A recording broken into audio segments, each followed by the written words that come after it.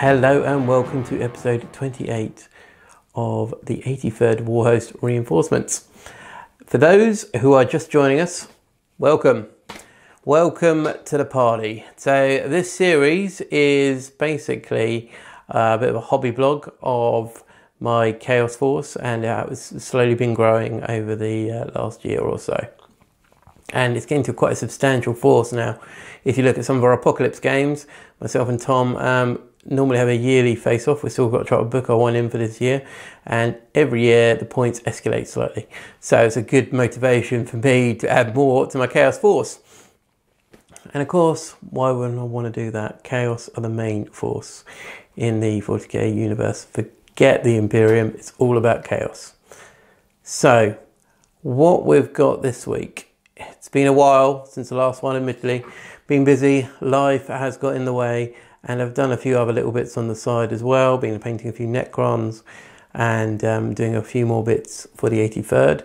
Unfortunately, I got to a point where I had to quickly jump on and do some because I did have a tournament to attend to, which went interestingly.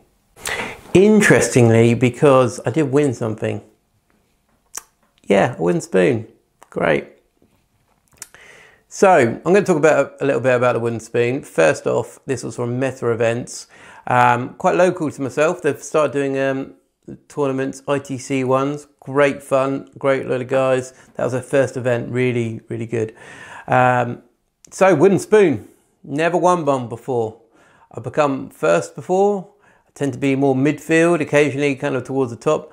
But this is new for me, and it's going to go in this cabinet behind me because although it's slightly embarrassing, you may laugh that I've won a wooden spoon, it's great. I think I've actually learned a lot from this, and looking at it now, it's quite a good little spoon. Like I said before, I've come first, I've come midfield. Generally I'm about halfway up the table, and normally if I'm going halfway up to near the top, I'm playing another faction guard. I did take Chaos, took Word Bearers. Admittedly, it was quite a poor list on my half there. Bit of bad luck. A lot of bad luck, especially on the last game I played against Nids. So I had 8 las cannons firing at Tyrannofex. Took me 3 turns to kill it. Just saying, that was pretty much my luck on the third game. Others was the first game I played was against Dark Elder. Very strong list. Not really sure what I was firing at most of the time. And by about turn 3, notice my target priority was completely wrong. And I should have been targeting other units. Not great. Second game. So sorry, it's a 3-game tournament. Second game was against Chaos. So I knew what I was going to face there. There were some small knights. Lots of cultists, some Thousand Suns in there. It was a very, very good list. And on that one, I made a really stupid move in the first turn, and I couldn't recover from that, really. That threw me out completely. And so, yeah, not good. And then third one, like I said, it was against Nids. And by then, the dice gods had left me. And it was a struggle to kill anything, really, to be honest. My weapons were going all over the place. I lost my Sakarian in the first turn. Helldrake and Demon Prince failed their objectives. And it was just on the defensive the entire game. So, not great. And I'm not going to put it down to Chaos as such. Chaos, the army I was using, the army list I came up with, wasn't particularly effective. But I have learnt. So, moving forwards, going to be a nice change, and from this we're going up, and if it's ITC as well, hopefully we'll get the Word Bearers rated up there at some point, get some points in there for them. But yes, my little side note for my demise at tournaments. So anyway, let's not talk about it anymore. Let's see what I've painted recently. Right, so here we are. This is what I've painted over the last couple of weeks. So I have got on the right here a skull cannon. So let's move these guys aside for a moment. the skull cannon. So it looked quite intimidating. It was quite intimidating, but this is what I've ended up with. So I quite like him. He's very delicate though, as I discovered, unfortunately. These guys on top don't really help him out too much. And underneath here, we've got a lot of blood for the blood god, some skulls in there, kind of like an undercarriage of kind of gore and nastiness, which is also goes into the cannons there. I don't think we can really get in too close. But yeah, really happy how this turned out. It's quite a cool model. Here we go. So it's very nice, looking forward to using him and seeing how well he does. He's actually more effective in combat probably than shooting, but that is my skull cannon.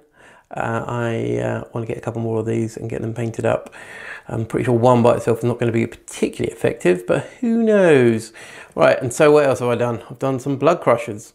So as you know, hopefully already, I have got some blood crushers. This now makes my blood crusher tally up to 12. So really, if I wanted to be more corny, I need to kind of get in duplicates of 8. So I need to get a few more, but we'll see. So there we go. Very cool. I like them. Very nice models. And for summoning purposes, they could be quite fun. Next to a character as well, rerunning charge distances. They're very mobile units.